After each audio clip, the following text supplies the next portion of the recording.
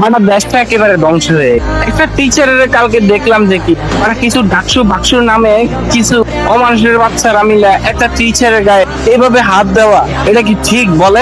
দেশে নাকি গণতন্ত্রের জন্য তারা লড়াই করছে, আইনের শাসন প্রতিষ্ঠা করছে, এই করছে সেই করছে, বক্কচক্কর করিয়া কি একজন টিচারের গায়ে এভাবে হাত তোলা যায়?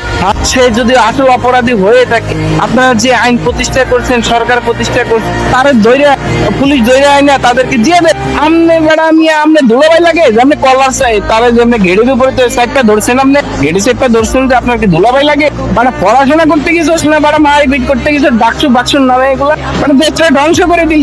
অপরাধ দিলে আইন আছে, আইন কাছে দিয়ে মানে এভাবে সরেরও তো এভাবে গণতন্ত্র প্রতিষ্ঠা করলি, আইন প্রতিষ্ঠা করলি, আর বেটা তুই তোরা মিললা একজন টিচারের সে একটা প্রতিষ্ঠানের তো শিক্ষক, তাই না? তোরা সেটা মানলি মানে তোরা যাইয়া তারে দূরে দড়ি চোরের মতন এমনি ধরি এমনি ধরি। আরে ভাই ধরবি ভালো সম্মানের সহিত, এটা একজন টিচার, একজন শিক্ষক, মানে ভালো হয়ে যা। ডাকসু বাক্সু জাকসু আর কি কি নাম জানি ভাল সাল, যেগুলো কোনো ভিত্তি নেই। আজকে একজন টিচারের এইভাবে লাঞ্ছনা করা হচ্ছে। আরে বেটা আমরা তো পড়াশোনা করছি রে ভাই, আমরা তো এইভাবে শিক্ষক দেখলে সত্তর হাত দূরে দিয়ে ঘুরতাম, আর তোরা এখন তো শিক্ষকের গায়ে হাত